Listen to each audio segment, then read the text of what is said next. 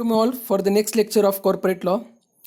In today's lecture, we will start our third chapter, that is financial structure.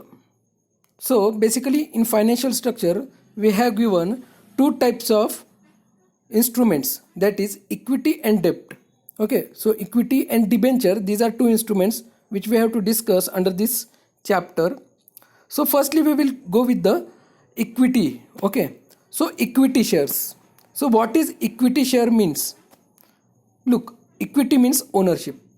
Okay, when a company is ready to sacrifice his ownership, it is called equity shares. Okay, now equity shares means those shares which are not preference shares. These are the shares which do not enjoy any preference treatment in respect of payment of dividend and repayment of capital. बघा, equity shares म्हणजे काय? जो व्यक्ती equity shares खरेदी करतो तो व्यक्ती त्या कंपनीचा मालक बनतो.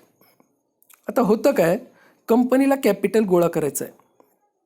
समजा कंपनीला 1 करोड रुपयाचं कॅपिटल हवं आहे. काय होईल? 1 करोड रुपये हवे असतील तर सर्वात अगोदर त्या बिझनेसमॅनला स्वतःचा पैसा त्या बिझनेसमध्ये लावावा लागेल. त्याला म्हणतात ओन्ड कॅपिटल. स्वतःचा पैसा लावणं म्हणजे ओन्ड कॅपिटल.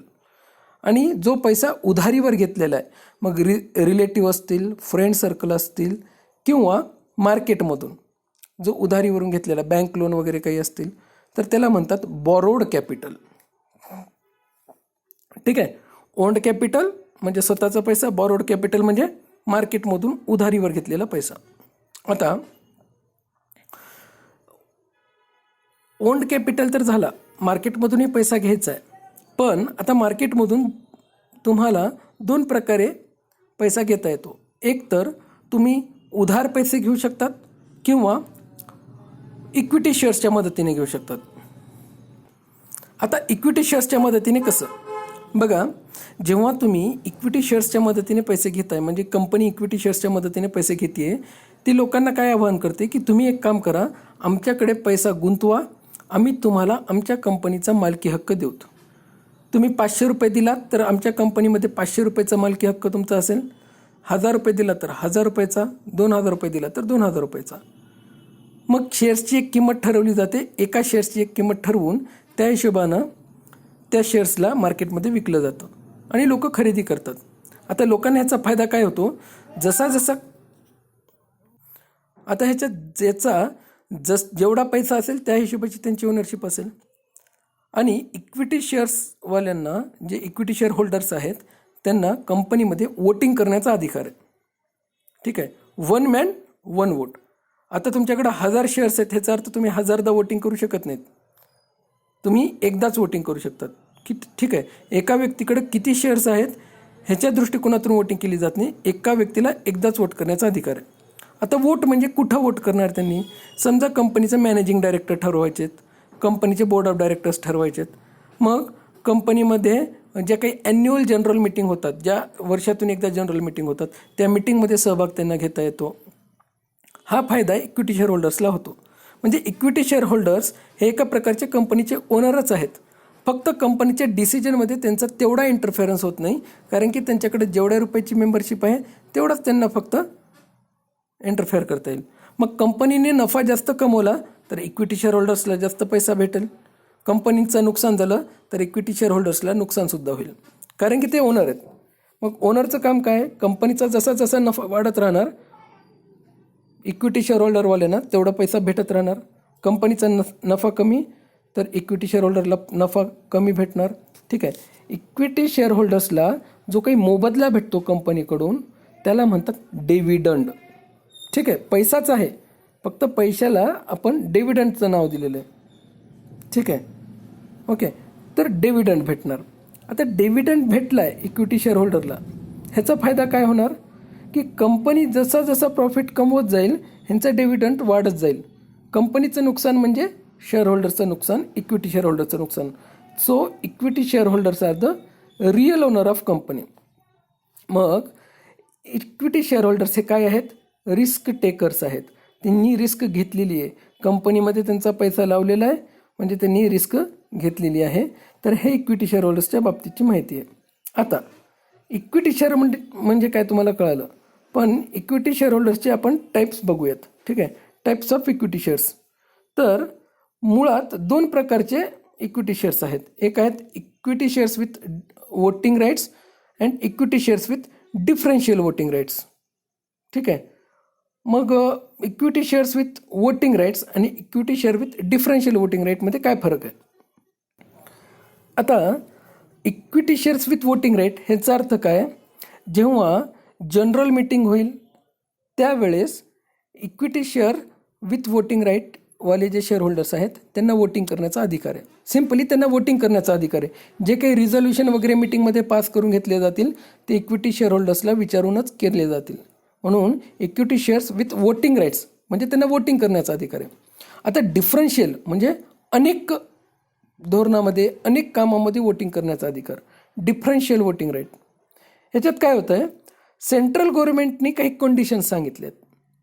त्या कंडिशन्समध्ये डिव्हिडंडच्या बाबतीत असो किंवा वोटिंगच्या बाबतीत असो किंवा अनेक जे मुद्दे सेंट्रल गव्हर्नमेंटच्या लिस्टमध्ये आहेत त्या दृष्टिकोनातून कंपनींना शेअर होल्डर्सला तो अधिकार द्यावा लागेल वोटिंग करण्याचा. म्हणून डिफरन्शियल वोटिंग राईट म्हणले. म्हणजे डिफरन्शियल वोटिंग राईटवाले जे शेअर होल्डर्स आहेत त्यांना थोडासा अनेक वेगवेगळ्या कामामध्ये इंटरफेअर करण्याचा अधिकार आहे. फक्त ते कोणकोणते काम आहेत हे सेंट्रल गव्हर्नमेंटच्या लिस्टमध्ये तुम्हाला बघावं लागेल.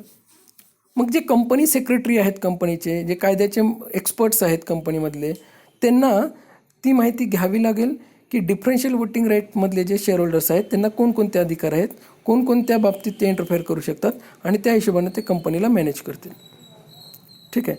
तर ह्या प्रकारे आपण इक्विटी शेअर्सचे मुळात दोन टाईप्स बघितले, equity shares with differential voting right and with voting right. आता इक्विटी शेअर्सच्या बाबतीत आपण डिस्कशन केलेत. ओके. इक्विटी शेअरमध्ये काय होतं, ओनरशिप भेटते. आपण पहिल्या लाईनमध्ये बघितलं होतं की आपल्याला सांगितलं होतं की equity shares are those shares which are not preference shares.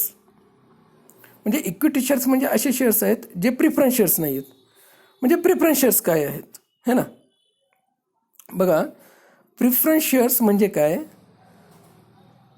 जेव्हा केव्हा कंपनीला प्रॉफिट होईल सर्वात अगोदर कंपनी त्या प्रॉफिटमधून टॅक्स भरेल. त्याच्यानंतर जर जो प्रॉफिट उरतोय त्या प्रॉफिटमधून कंपनी ज्या लोकांकडून कर्ज घेतलेलं आहे त्या लोकांचे पैसे देईल, व्याज देईन त्या लोकांना त्यांच्या कर्जाचा. मग बँक असतील किंवा डिबेंचर होल्डर्स असतील. ठीक आहे. डिबेंचर होल्डर्स काय असतात हे आपण डिस्कस करणारच आहे.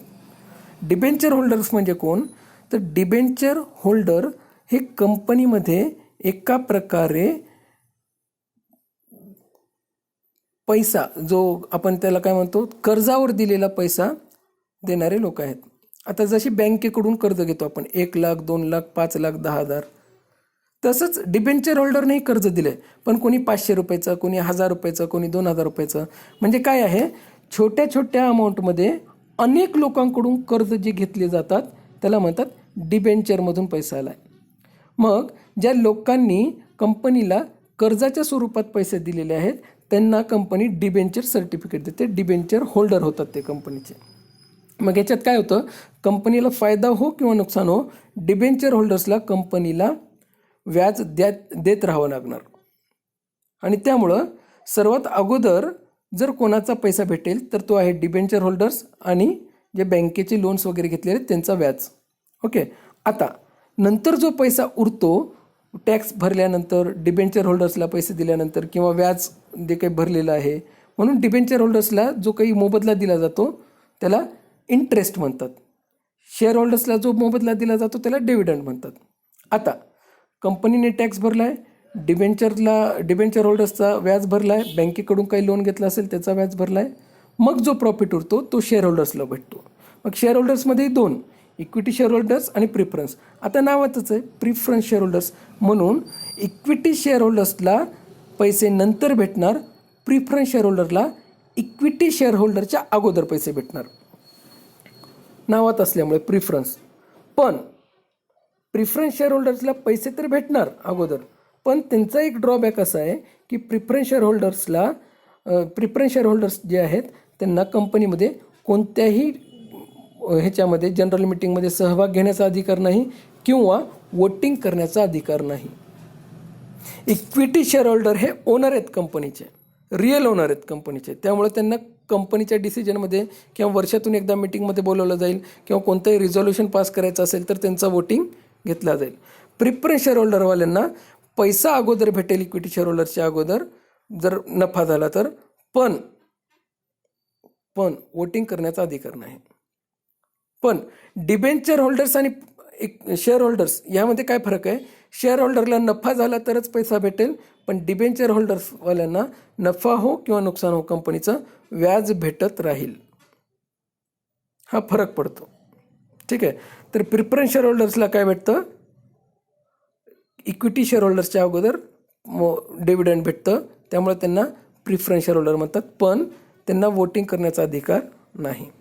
तर आज आपण इक्विटी शेअर आणि प्रिफरन्स शेअरबद्दल डिस्कशन केलेलं आहे. नेक्स्ट लेक्चरमध्ये आपण टाईप्स ऑफ प्रिफरन्स शेअर बघूयात. आज आपण इथंच थांबूयात. Thank you very much.